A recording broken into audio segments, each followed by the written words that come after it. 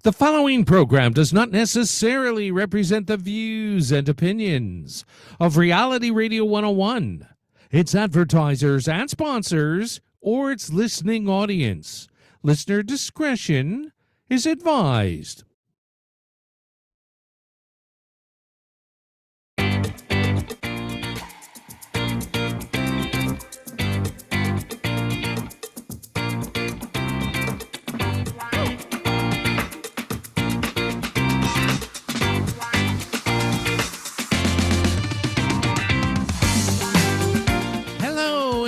Welcome to the Liquid Green Health Show with your hosts Fred and Janet Cox, right here on Reality Radio 101.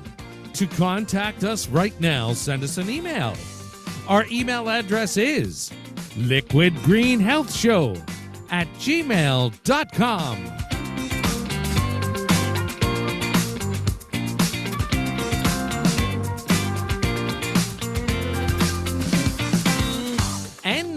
Right to your hosts of the Liquid Green Health Show, Fred and Janet Cox. Oh, hello, everyone. Hello. Good afternoon to our listeners, viewers, and everyone all around the world, across Canada, the United States. We are the Coxes, and thank you once again for allowing us into your private space.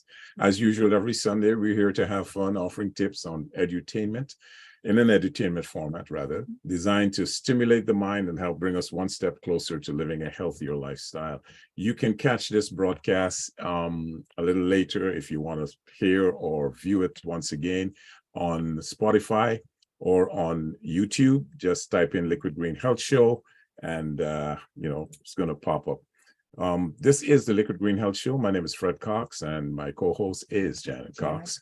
And we've had a lot of stuff happening this week, last week, and this weekend. A whole lot of crazy stuff. Well, you didn't get a chance to step out of the plane once again. I know. Oh my goodness! Second time, folks. Here we are, ready, dressed. Kids, grandkids in the car, going to see Nana and Uncle Kofi jump out of the plane. And we get a call from Ontario Skydive. It's not safe. The cloud cover is too dense, actually, across Ontario. Too much cloud cover. So we have yet to reschedule. And, it's now September. Yeah, the days are not going to get better. Not going to get any better. So, well, we'll see. I don't know why you're insisting on doing this, But I am going to skydive.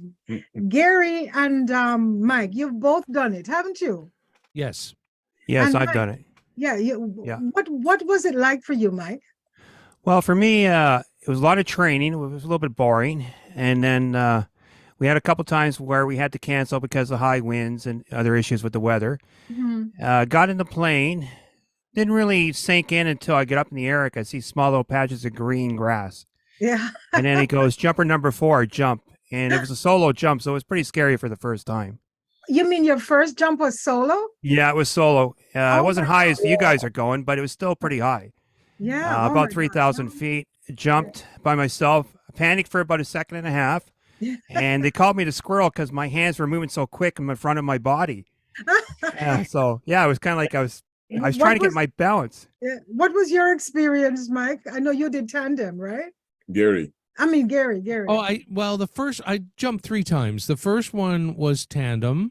Mm-hmm. The second one was with an automatic, you're tethered, right? So an automatic pulls your ripcord. And then the third time was solo. But the things have changed because I did mine in 74. Oh, wow. Yeah. Yeah. So 1974. So yes. I think I was in 93 when I did mine. Yeah. Because now we go way up. We go to 13,000. That is high. That's pretty high. I was around 10,000 feet. Wow. Like yeah. Why would you want to step out of a properly functioning? Well, and then I ended up, the company I worked for in New York, the courier company, as a pilot, I used to also take divers up, right? Then. Oh wow, you were doing the tandem. Okay. No, I mean taking not jumping, flying the plane. Okay. Yeah. Yeah, you're the pilot. Yeah. I think that's pretty amazing doing that too. Yes, so I'm looking forward to that. So that's Well, Hey, good hey, luck. Gary, did you ever have any guys say, "Well, I'm not going to jump. I can't do it," or did Every anybody? day, every freaking time. I What can't Yeah. do it. Oh, I'm scared. this is what I believe. Right now, neither myself nor Kofi, I feel zero nerves. I feel no trepidation. I'm just looking forward to it. Oh, that's I great. have a feeling that when I actually look down, I'm gonna panic. But then I am already prepared that I mean, I scream so loud on a roller coaster. I know I'm gonna scream, but I think that's a part of the Yeah, experience, you right? you won't realize until you're in the plane when you're looking down. That's when it really sinks in. Right, And you see right. the Yeah. earth come rushing up to you. Yeah. I'll be there with a camera, taking, filming everything, as well as a ladder, just in Yes. case you Yeah. land. There's like a haze in the air looking down, so you can't see that clear. You just see like foggy patches of grass, eh? Okay, and we even had it was going to be a real treat this week because the owner of the school, Jeff, he was actually going to come on the Liquid Green Health Show and talk to us about skydiving, and it probably encourage a few people to make this trip. Oh, Anyway, absolutely. You are the so crazies. there Well, we we go. have some email that came in earlier. From This is one Pam. just about 2 hours ago that says, this is from Pam, and she says, "Hey, did Janet do her skydiving yet? Can't wait to hear about it." Well, So you've just heard she about just it, heard Pam. about it. Sorry No. to disappoint you. Yeah. It's another cancellation, but Yeah, everything happens in good faith. safety first, Right, right? safety first. Okay, so we have also we went apple picking. I invited my husband with a group of seniors on a school bus to go to the apple orchard. The Durham Community Action Group is a very active group here in Ajax, Ontario. And we were invited to go on this trip. And he says, "No, I'm not going out with no bunch of seniors." And guess what? He came on that bus and he ran the bingo. He ran the riddles. Folks, Well, we so had you gotta so have much, somebody to put life into it, we had a So lot of fun. yeah, it And was fun. And I've never been to an apple picking session. No, never been to an apple picking. It was fun learning the different types of apples. 23 different types of apples Yeah. they have, but only 3 types were ready. So I'm very healthy right now because I've eaten probably about 10 apples over the last 2 days. The fun thing about it, they all tasted like apple. Very good. All taste like apple. Mhm. Doesn't matter which variety you get, they all taste like apple, right? So today we're talking about going back to school. Yeah. Right? The back to school The back to school blues. blues. And trust me, folks, this can be a very traumatic experience for Mhm. anyone that's going back to school or going to school for the very first time. I remember a joke. I'm not good at telling jokes, but there was one where the voice was saying, "Come on, Henry, you gotta get up. You gotta go to school." And he says, "I don't want to go. I don't want to go." And then, till of course, I told you I'm not good at telling jokes, but the bottom line was he was not the kid, he was the principal. So is that a joke? Yes. Okay, Gary, give us a bell. Give us a ring, Ding, ding, ding. Yes. Yes. I heard the same, only it was a teacher where Yeah. the wife said to the guy or vice versa, "You have to go. You're the teacher." Right. That's right. Right. Okay. So So as I was saying, whether it's the first day or the first week of school, it can be an anxious and stressful experience for many mhm. students, whether you're young, middle of age, or old, older. There are a variety of factors. And that that's can just for impact it. some kids, because some kids, they look forward to going to school Yep. and they can't wait for summer to be able to go back and meet their old friends, right? Yep. Okay. So it can create a lot of stress. So today we're going to be discussing some of the situations that cause anxiety and stress in students. And we'll also delve into education, Yeah. the different types of education, their impact on our well-being. And before we get into that, we need to ask the big question, or try to explain to our audience the big question: what is education? Or what is school? School, it's such an important aspect of life, right? Mhm. And what do kids do in school? They learn, They learn, they play, they play, they build relationships. they fight. They fight. Well, that's all part That's all of part of building a sorting it relationship, out, right? sort things out. So what is education, you say? What would you say is I would education? say Mhm. that education is a learning process, right? It Mhm. is, and I always like to say it's a transferal of information or knowledge from someone who is perceived to be a teacher or an elder, via a combination of skills that would include, values, beliefs, and attitudes that is developed throughout life, right? Whether it's formal or informal. Right. And that in turn helps to empower individuals to contribute to society, and they will be able to pursue their aspirations and lead fulfilling lives. That's it in a nutshell. So what about homeschooling? Is that Homeschool, still- yeah, that's that's part of it. still Like I said, qualifies. whether it's your parent or a guardian or an elder outside of the home, Just the transfer of knowledge. it's just the transferal of knowledge that will help that person to develop certain skills and values. And I think what's important is how that knowledge is transferred. Yes, I very, think very that important. is the critical issue. And that's why when a lot of kids, it's time to go back to school, there's so much stress.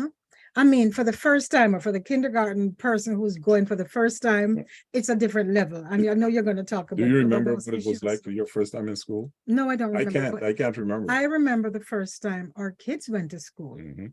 and it depends on how the kids are socialized. Yeah.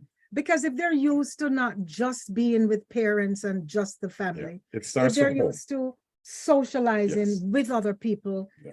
traveling, then they've already playing with other friends, playing with other people. Yeah. Then I think that's important. They've right? already experienced that interaction with individuals outside of their comfort Right. zone. Leaving parents, sense. leaving mommy and daddy is Yeah. not the Because first time. So But our kids, it's not they were traumatic. traveling very young, Yes, it outside of the country, very young. So for them going to school for the first time, was not a wasn't- big it deal. wasn't a big It deal. wasn't traumatic. no, right? Right. And then we also have to, some of the factors that affect students are Mhm. things like separation anxiety. That's I think that you'll see that mostly in the early childhood, the beginning kindergarten student. Mhm. What would you say about that?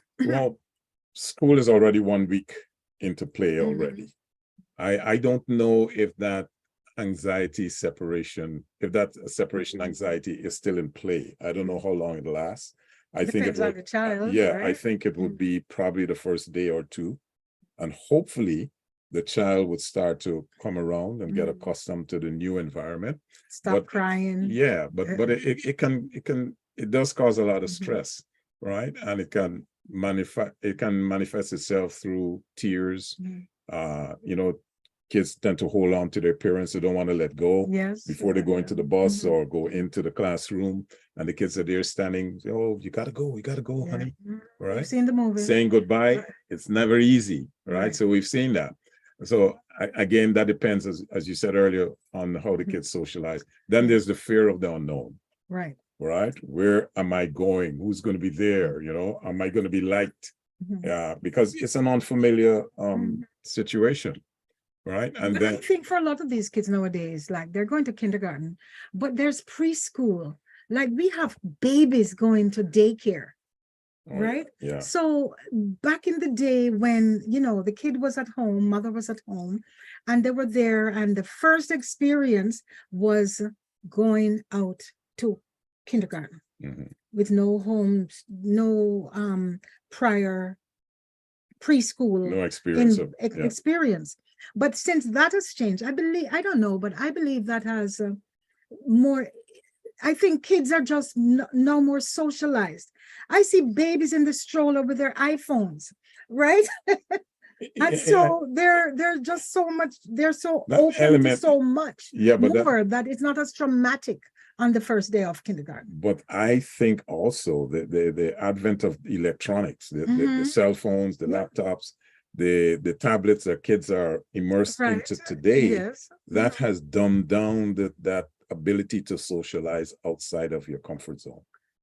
But I don't think at that level it really affects them. I think so. Not The- little babies. I mean, No, no not babies. parent Yeah. is going to let a 5-year-old, 4-year-old be on the phone so much. Not like you would Yes, say they a do. teenager. No, they do. That is the babies. Those things become the babysitters, modern day babysitters. So what happens with a kid? Those social skills that they should be learning from a very early age, it's not there. And that's why you have the anxiety, because remember when you're going to school, you don't have your laptop at that early age. And we're talking here about kids going to school for the first time. Mhm. No laptop, no TV, nothing. So that, No 5-year-old, it's not a thing. No 5-year-old is going to be impacted by lack of using a tablet, etc., in these early formative years in going to school. I I think so. will disagree with I you. think so. Okay, how If we about want to- fearfulness? How about crying and stuff like Yes, that? I said that. We've agreed on that, right? Yeah. That's something with the tears, like, oh my goodness, after a month, you probably still have kids who cry. Okay. Right. But I don't think the technology is a bigger impact when they're young. I think that's more of an issue when you're in grade school, when you become addicted. And we talked about that. If somebody becomes addicted. Okay. Right? Okay. Now, okay, here's another one. Mhm. How about mixing social anxiety? The Okay. fear of, or they're worrying about whether they're going to be able to make friends Right. or fitting in with us with a group, right? For example, a child may feel, overwhelmed by the idea of approaching other kids Again, and carrying out a conversation. How about that? I used to teach school for a long time, That was long. 27 years, Donkey years ago. but things don't change that much, right? The average child, unless they're really introverted, when the playground, when the bell rings and it's time for recess, we're talking about the public school, Yeah. right? All the kids, you think they're going to wonder, is this going to be my friend? They just run and play. And if you don't want to play with me, I'll play with somebody else. Some kids are Right? like Some that. kids, Not yes. all kids. I look at little Maxwell. He comes to visit, like But our he's grandson. in a different category. He plays with everybody. He just can't wait to go outside and play with kids Yeah. that he doesn't live here, but he makes friends like that. Mhm. But kids are different because look at Maya. She would prefer not to do that. And she would rather sometimes stay Well, she plays by inside. herself. And play if by anyone herself. comes over and asks, can I play with you? And she promptly He'll says, decide yes or no, So I don't know. So social anxiety in terms of making friends, I believe, again, this is something that more impacts the older kids, okay. right? Now, The peer pressure yeah, with the older children, the peer pressure, that is big. especially with the kids, the dress. Oh, yes. How much time do kids spend picking out the first outfit? I know parents, the budget for school. I really wish all schools had uniforms, but that's another topic, another conversation. What do you think about uniforms? I think they should. It instills a certain type of discipline. However, the type of uniforms that we see kids are wearing today, Mhm. it really doesn't make any sense. What do you mean? Well, the style. What do you mean? The short dresses. Oh, okay. Okay. Right. The short pleated skirts. Yeah. Like, what are you wearing? But in most developing countries, I think, especially the colonial rule, where they're still wearing uniforms, it is such a delight It is. to see the kids going to school with their uniforms. And then your parents only have to spend money to buy 2 or 3 sets because then you change them, right? As opposed to having to buy a whole new wardrobe and what's in and what's not in. And that's where some of the stress and the anxiety. I remember when I came to Canada for the first time, I Mhm. saw kids going to school and what was considered the usual wear to school. I was in shock. I Yeah. couldn't believe that kids, up to now, you look at how some kids are going to school. Like, Blue jeans, tank tops, boobs yeah, so showing. that like, to me is a breakdown somewhere along the line. The discipline Mhm. of proper attire Yeah. starts from home, because Right. a lot of times the parents are not home to see how the kids are dressing to go to school. Mhm. And so they just put on anything, whether it's, ironed properly or it's just, whatever. But Sexually inappropriate. yeah, right? some things that I see is definitely sexually inappropriate. But then you have kids who they leave home looking perfectly respectable, and then they go and change in the school washroom. But then, so You you put don't on blame the the parent, you clothes. don't blame the You can't parents, then blame you the blame the parents at that school, point, because the right. school is allowing it to To happen. happen, right? So, but then coming back to some of the Mhm. stresses and stuff, you have things like high expectations from parents Mhm. that may want to see the kid perform at a certain level, Mhm. right? And put a lot of pressure on the kids the grades are not at a certain Yeah. level, it causes stress on the poor child. And I'm not talking about the very young kids in kindergarten. I'm talking about the teenagers that are going to school and are expected to do very well in school, even though some of the parents might be dunces themselves, right? They never did well in school, but they expect their kids to do a lot better than them. Well, I'm going to pick up for those parents. There was something in the US they experimented with, and I was just looking at that later when we decided to do this topic.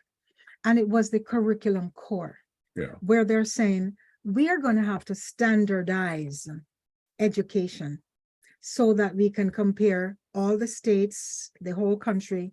So we have that level where we can know how are kids doing, how well are they doing, and then you can compare them one against the other. Okay. The thing with that though is that they changed the way homework, they changed the way math was done, they changed the way the parents understood how to help their child.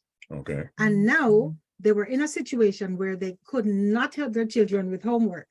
Eventually that system, Obama was in the White House at the time. Yes. And he was very much for that program. Yeah. And then eventually, right now, I think most schools have scrapped that idea.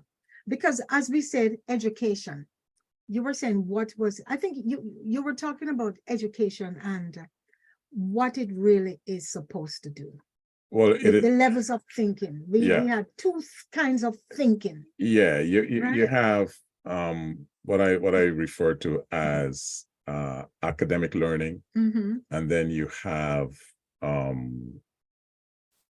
academic learning is kind of selective, right? It's a learning that tends to be linear in nature, and it is geared to steer us towards the development of what I call this subconscious thinking. And I was reading in a book. No, linear would be not the subconscious. The subconscious. No, I mean the conscious thinking, not the subconscious thinking, right?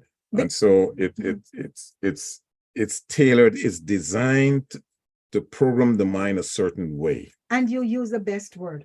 Program the mind. It is like all listen, let's face it, all forms of education is mind programming.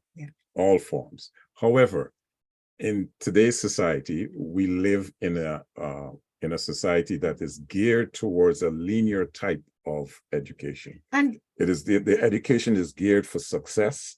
It is geared to teach you how to get a formative education, get a job, grab as much wealth as you can, and hopefully you'll become successful. Right. And it's almost like a treadmill. It's like a rat on a treadmill. Yeah. Because what it is, I think they call it the industrial age type of education. Because a couple 100 years ago, right, when the birth of the Industrial Revolution, how in schools, the kids were now being taught that they're going to prepare for factory work, right? So they have to learn things. They have to learn by rote. They have to sit quietly. They have to know how to just take what's given to them. Don't ask questions. Don't just sit down, shut up, do as I say, learn what I've given you, learn those dates. This is what history taught. It was so scriptive, right? And I think that is now changing, or now needs to change. Because kids don't need to learn that way anymore. Right. Nowadays, you can't put a kid in a classroom and just say, sit down, shut up, don't ask questions. Just this is what I'm telling you. This is what you need to learn. No, right? It's not going to happen. No, I just want to I have a book here that I've been reading, and I find it to be fascinating. It's called The Ancestral Mind, and it's written by Greg D. Jacobs, PhD. And in his book, and I'm just going to quote a section here. He says, we are all familiar with the part of our brains that is the thinking mind, the rational, conscious part that processes information, solves problems, and generally helps us to make our way through our everyday lives. Western civilization, he says, has been built on it. And we have it to thank for most of our material comforts, which is what they teach you to achieve Right. in school. You need to go to school so Right. you can get a good job, get a Right. good grade, go to the best university, come out, get a good job, and be able to get a good wife or a husband, Yeah. start a family, and the Right. mill, it just continues. But he goes on to Mhm. say, for all its benefits, however, it is the thinking mind, and I'll explain that a bit later, the thinking mind and its products that are also responsible for most of our stresses.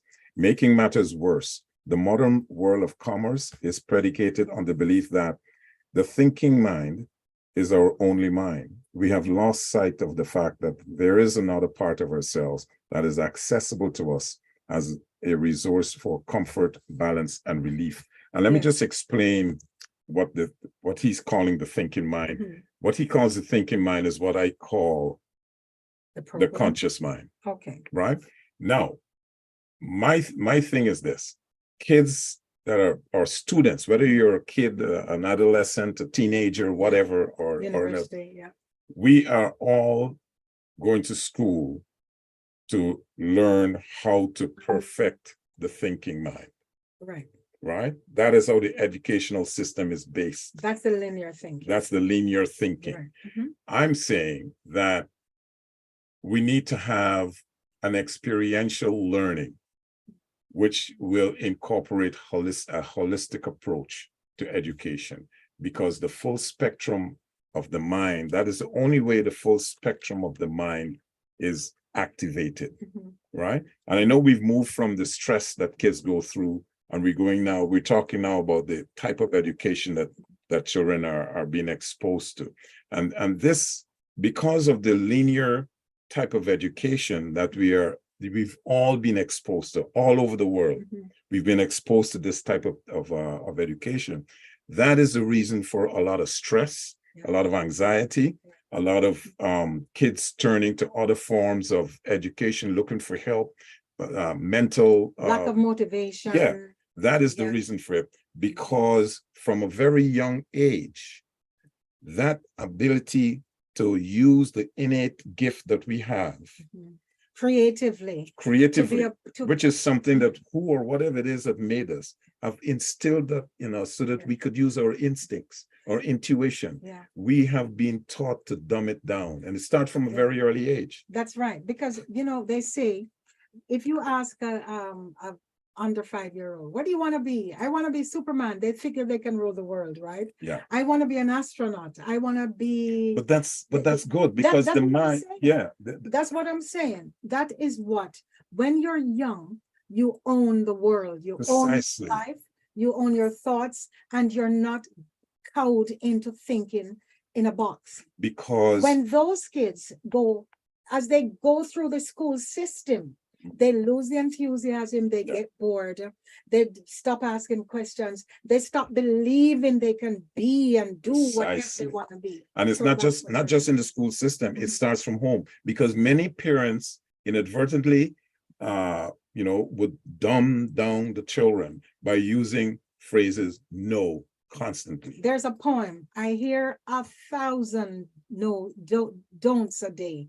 No matter what I do, they say, now don't do this and don't do that. Yeah. I don't know the rest of it, but we learned that at Westwood. Yeah. So kids have been learning to say, sit down, sit in the corner, here's a tablet, don't say anything, like the quiet. I don't know. So what is the opposite of that though? Of what? Of Of the the thinking, yes. the I think linear thinking? Mhm, mhm. It's the experiential learning, where you learn by experience. You learn by solving things. You learn. Yes. I mean, they do it in school, Yes. right? Some There are programs. a lot of programs Mhm. where they teach that. The But Montessori method is Yeah. similar. It's but preschool. look, I honestly believe education should be holistic. Yes. It should In a incorporate perfect world. every single thing, including the spiritual aspect of it. But what they've done in many schools, and I think that's why they're getting a blowback in many cases. Religion has trumped spirituality. Okay, so because you're not saying we should be teaching religion in school, No, right? Because that's going to be the biggest. No. Okay, I'm not saying that. I'm not saying that. But the form of education that kids all over the world, and it doesn't matter which school you go to, it doesn't matter which university you go to, the form of education from a very young age all the way to university is a linear way of thinking, where you're taught to only use a section of the human mind that is geared to success. Right.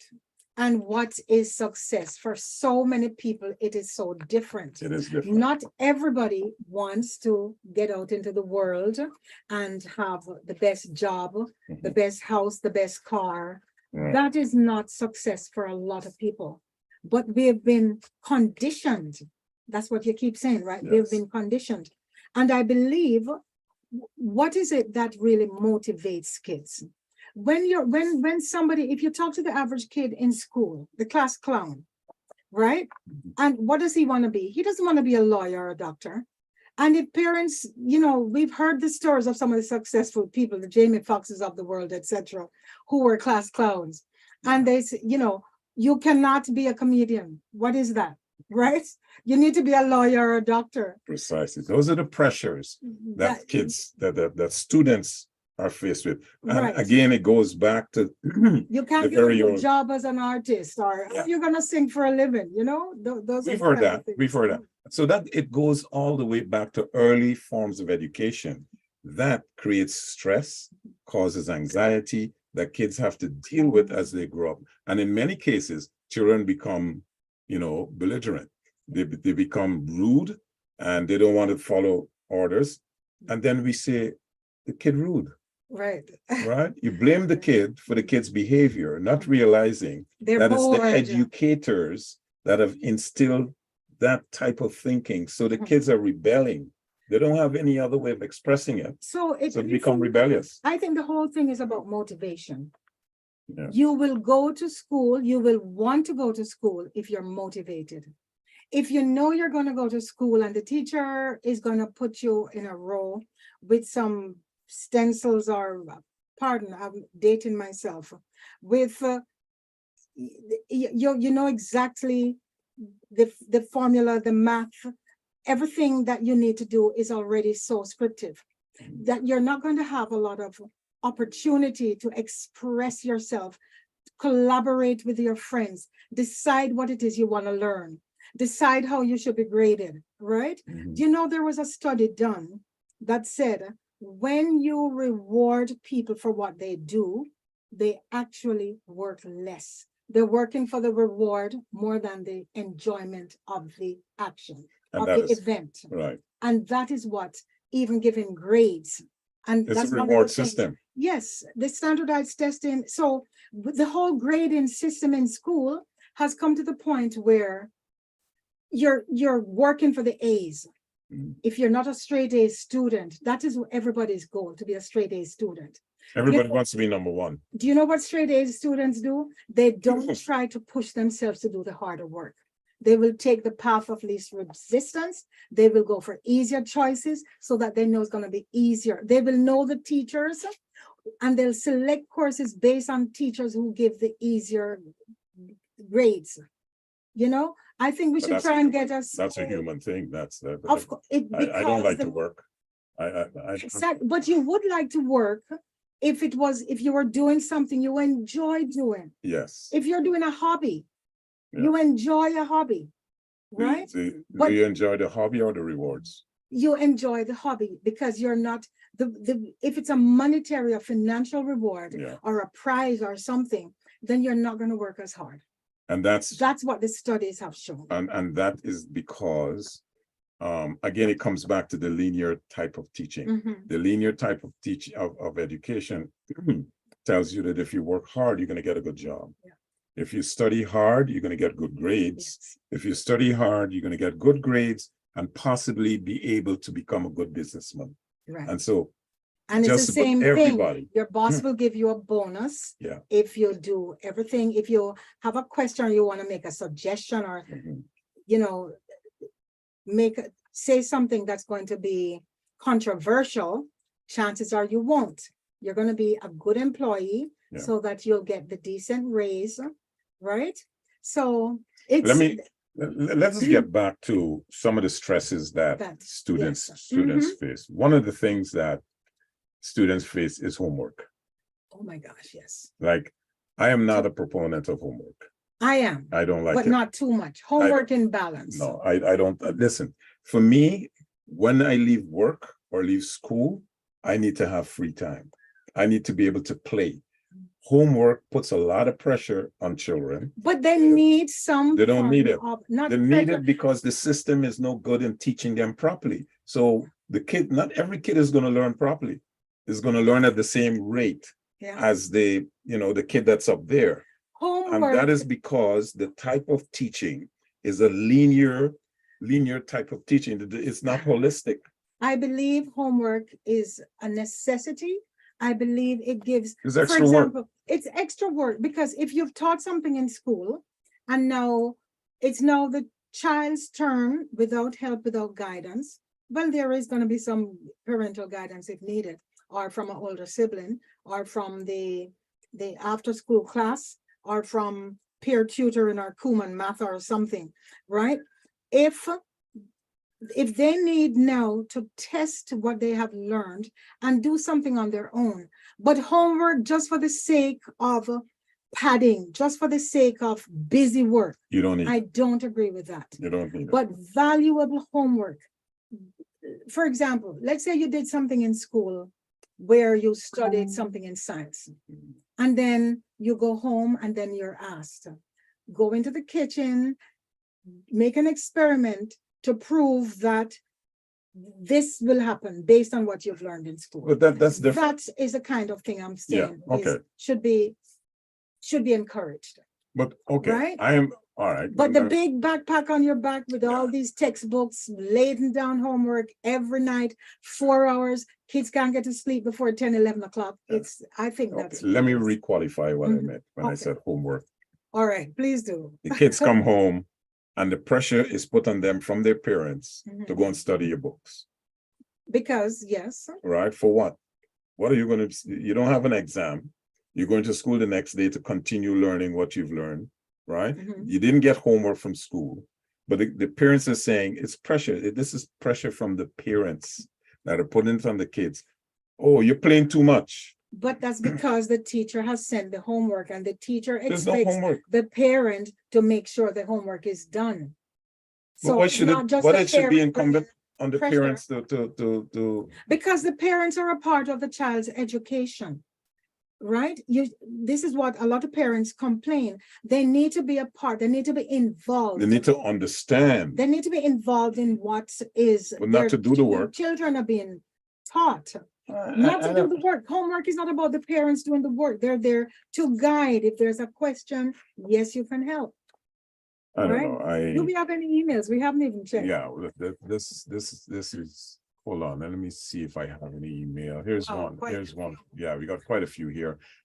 Actually, there's a few that came in much earlier, and it's from Tina, I think. Yeah, Okay. we got one from Tina, and says, hey Cox, on radio for Fred. And oh, it was a joke. Wow. Oh, And this is a Guyanese. He says a Guyanese man got frustrated of jokes made on him. And so he goes to his wife and says, tell me a joke in which I am not involved. oh, And the wife smiles and says, I'm pregnant. I wonder, okay, that's a good I one. wonder what happened with that relationship after. Oh boy, yeah. Thank you That's for good. that one. Here's one from Donna. And Donna, she's one that wrote in earlier. And she said, is Liquid Green on today? Thanks. And I wrote her Yeah. back and said, Okay. yes, Mhm. we're on today. Hope you're listening. Here's Sherry. And says, hey, Coxes, I love getting rid of the kids back to school. Yippee! And guess what, Sherry? You are not alone. No, I don't know who is happier. The Whether kids or the parents. kids wanting to go back into their friends, or the parents who just say Get rid of 2 them. months of kids every day. No, time to go back. Mhm. And here's one from Rita, who's asking the question, didn't Janet once say that she was a teacher? Yes. Oh, I even reiterated today. I did teach public school for quite a few years. Totally enjoyed it. And I must give myself we're talking about kids and learning outside the box. And I know I might not have been a very good teacher. I'm going to say that publicly. I I think you was were. not a very good teacher when it came to being according to the books, Following the rules. following the curriculum without diversion. I remember in geography, Mhm. right? In history, in math, we talked about what do you call it? Not crypto at the time, but stocks and It was bonds. stocks, yeah, stocks And and this bonds. was in public school. I remember teaching kids, taking in real estate papers and saying, listen, today you're going to sell your parents' home. And had them fill out that really long form of the description of the house. They had to measure the rooms. So, these are the kind of things that I thought, not in the curriculum, but you still get the learning. Yeah. I remember Frederick, and times have changed. I remember bringing in fake champagne. Do you remember? Yeah. The Roja? Yeah. They came in champagne bottles, but it was just a fizzy drink. And then we'd bring in the Tim Hortons, or I think it was coffee time at the time, donuts and that, and the drink. And every Monday morning for my grade 7s and 8s, we would have a meeting where we would invite the principal into the meeting, and we would talk about some of the issues that are affecting the kids. Why do they get so much homework? Why can't we chew gum in class? Why? And then we would discuss that as many adults. And to me, that was kind of real world, That's real hands-on, life experiential. experience. Yeah. And I know when I left, the kids were saying, who's going to teach us real estate? Yeah. Right? Yeah. So I do give myself some credit for that, but that was not, I remember being called in by the principal. Once, and she said, Janet, this other teacher, we were teaching the same subject. Look at the book, look at what they have done. I think it was something to do with pioneers.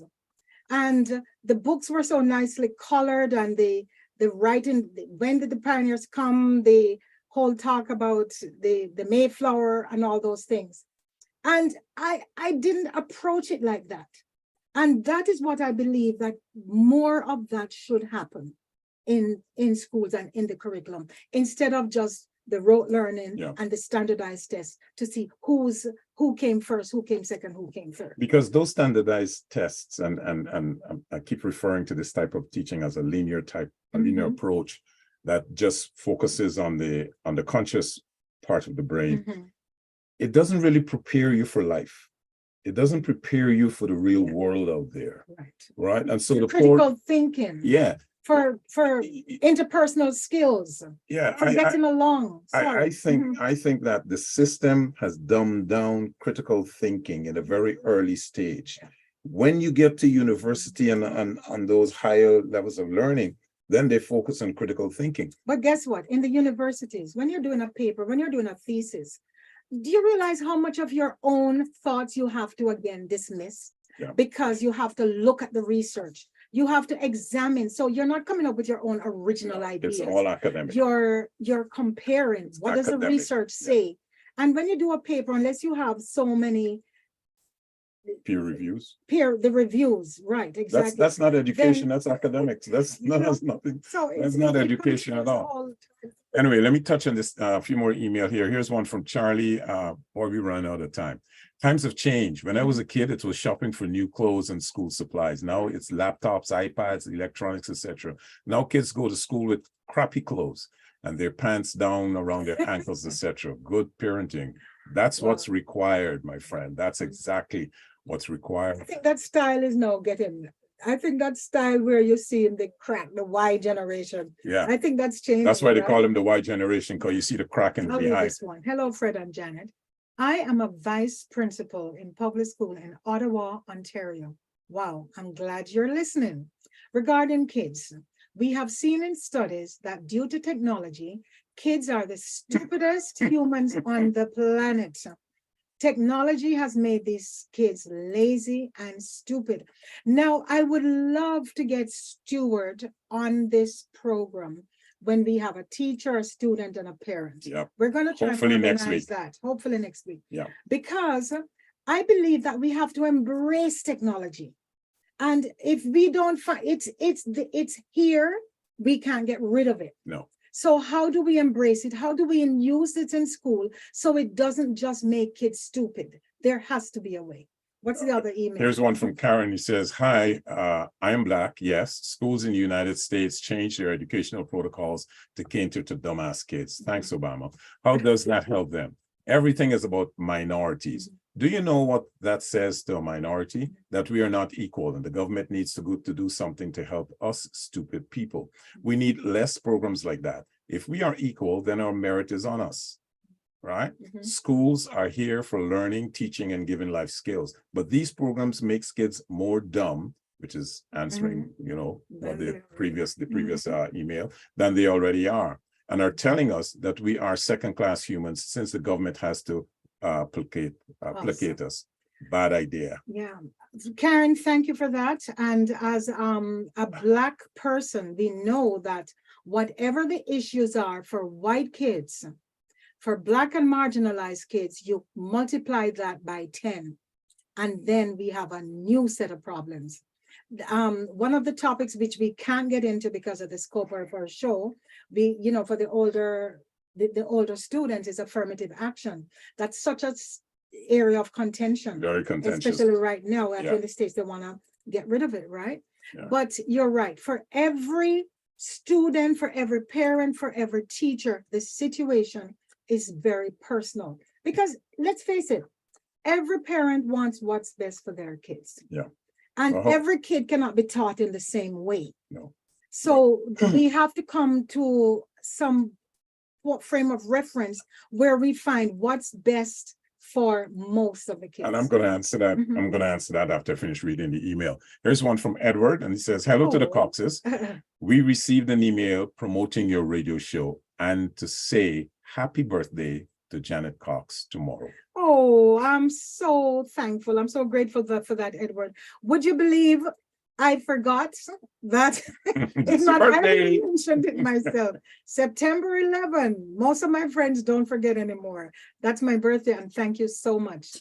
Okay. And here's I'm going to make this my last email. Mhm. Here's one from Dave, and Dave said, Janet and Fred, schools need to teach more life skills that kids will need in the future. No matter what you want to be, you need to know how to cook, take care of your body, balance your banking account, sign documents, and know minor tasks in your home, apartment, etc. So you do not electrocute yourself. Just a thought here. Okay, I would like to respond to this.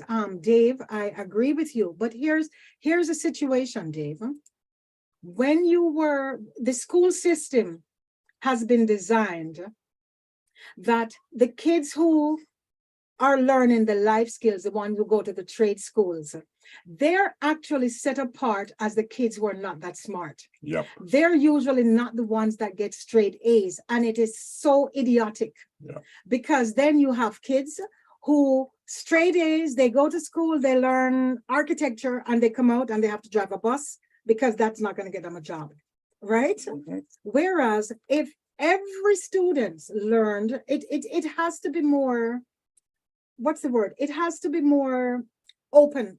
Universal. Universal. Thank you. Where every student needs to learn all the skills. It's not just about the academics. But okay, and you're right. And because I agree with you to a Mhm. point, but here's my take on it. Remember the book that I just mentioned? It's written by Greg D. Jacobs, PhD, and he did a wonderful job. This is a book that I have in my library Yes. for quite some time, and I just picked it up to read it. And the book is called The Ancestral Mind. Mhm. For those of you who are going to be watching us on YouTube, this is what it looks like, The Ancestral Mind. Now, he referenced the mind in two categories. Okay. He talks about the thinking mind, which I refer to as the conscious mind. Yeah. And then he talks about the ancestral mind, Yes. which I always refer to as the subconscious mind, Right. right? And what we were talking about mostly just now was the thinking mind, because that is how the system is designed for you to focus on material things, to focus on wealth, to focus on success. Right. Right. And, you know, it really is not what I would like to refer to holistic education. Okay. And so he talks here about the, and I'm just going to read a quotation about the ancestral mind. That's what I refer to as the subconscious mind. It says, the ancestral mind has always been to steer us towards things that elicit positive emotions such as joy, because such emotions are central to health and well-being. Right? And then he goes on to say, only a small percentage of humanity takes part in that type of learning. Yes. All right. And I think he says it's the 1%. Yeah. Where we know that the 1% rules the 99%. Yes. In terms of wealth, in terms of in how the world, the resources of the world is shared. Yeah. But going back to what I think should be incorporated in the schools is trying to develop, going back to that way of not life, but way of thinking that our ancestors did, right? And he refers to that as the ancestral mind, because the ancestors, education for them was holistic, everything. Yes. They perceive goodness and life in everything around them. They did not treat nature as an abstract. Right. They treat nature as they are part of nature. Right. And he goes on, because the ancestral mind relies more on experiential knowledge, and that is not what is being taught in school. Exactly. And right? that's where we say, if a student sees value in what they're learning, like for little kids, the hands-on things. If you're going to talk about climate control, let them get their hands in the dirt. Let them go to the planetarium. It's anything that you can experience and anything that you can contribute. Can you imagine? Think of a school like this. It's you go back to school, you talk about your summer, and then you come up with a plan. What is it that you folks would like to learn this term? I know that sounds like it ain't gonna happen. It's not going to happen. But if they were a little bit more involved in some of the things that they want to learn, what are the things that have interest you? What is going on in the world? How do you think we could discuss this? Because when people go into the real world, Frederick, when you're in a job, you're not usually just isolated by yourself handling a problem. I know our sister-in-law, Lisa, she works in a corporation, and they have meetings where the minds come together to find out what's the logistics, how are we going to do this, how we're going to do this together. In schools, yes, you might have a science project, or you might have a group project. What happens in some of those?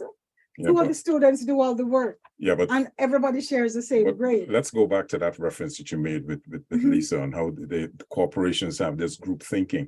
It is still geared towards a linear type of education, right? It is still geared. It's problem solving. It is problem solving. One person alone will not be able. Right. You have to be a member of a team, and everybody's suggestions. Yeah, but my thinking is this. You can't wait until you get to the corporation to do that, because many of the people who are working in the corporation did not have that experiential teaching back in school. But they learn it after. They learn it after. But it's a holistic listen. It has to listen. I think that all school system should have some form of meditative practices. That's a wonderful idea, because that transcends all religion, right? Yeah. And by doing that, because remember, we have been taught to negate that creative aspect of us by dumbing down our subconsciousness. Yes, and I believe it or not, some schools, at least some teachers, I know some teachers personally who have done that, where they will start their morning with 2 minutes of silence. Yes, it's very important. Breathing. Yes. And just trying to connect to the universe. And it should start from early childhood. It should start from in the home. It should also start in early school environment. Because remember, the ancestral mind or the subconscious mind is part of us that has always been charged with looking after our well-being. Yes. And if we don't tap into that, we are doing ourselves a disservice. There's We're going to grow up. Yes. That's the reason why there's so much stress. People are turning to drugs. But Frederick, I agree with you with that. But we're also in a world, reality. We are in a world where kids play video games, and some of them would rather do nothing else than play video games. That's one of the things they're addicted to. But guess what? There is a value in video games. I just did an article for a magazine that I write for. Elixir magazine is an online magazine. And I don't know anything about video games except my son is he's what's one of those ardent, right? He's a gamer. He's like one of these really hardcore gamers. And what I learned is that through the research is that there are so many benefits of video games. Yes. There's one called Minecraft, where you can actually use that to build models and build cities, and you're using blocks to figure out maths and create buildings and structures, etc. So not everything just comes in a box that we just discard. No, I agree with you, but I'm still saying because so much. I'm still saying it doesn't matter whether you're a gamer, you're a businessman, you're an entrepreneur, whatever. The fundamental breakdown of education starts from home and in schools. It transfers to schools. It starts from home. And unless we approach life or education from a holistic point of view, you have to include some form of mind development. Yes.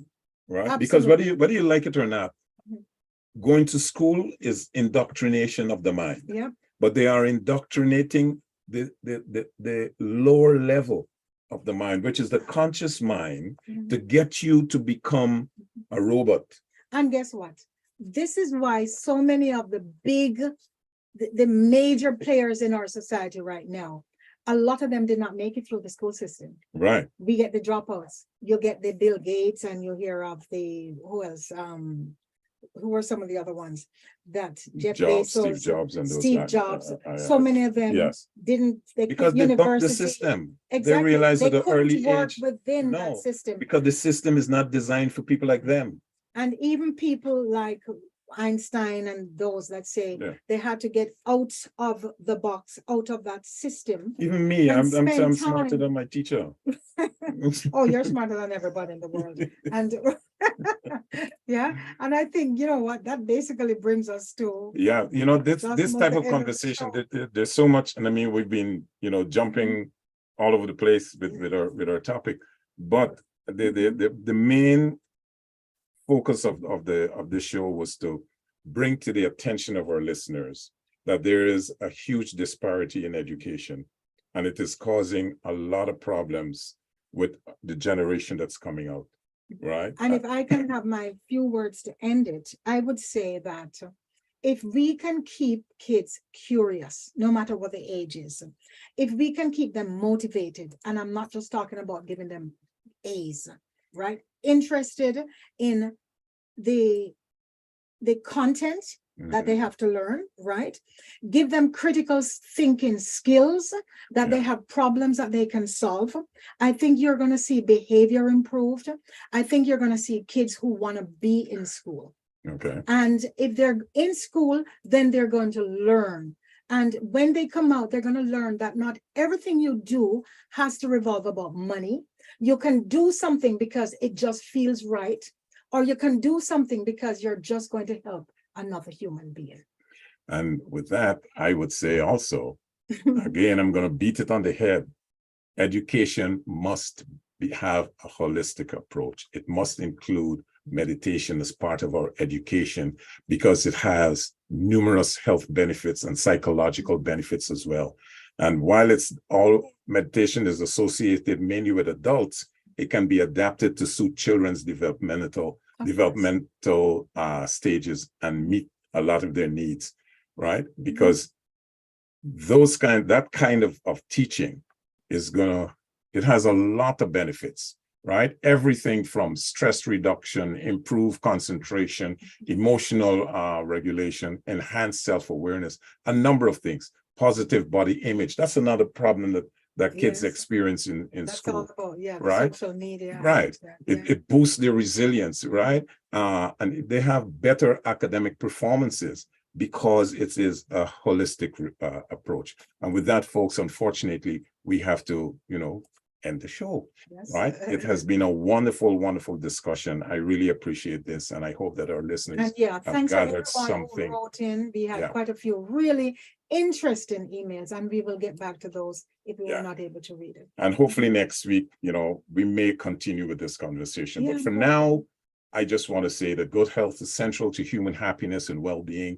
It contributes significantly to prosperity and wealth and even economic progress. And as healthy individuals, we can be more productive and may even live a little longer. So until next Sunday, same time, same station, same place. This is Janet and Fred Cox saying, let's stay healthy on Reality Radio 101.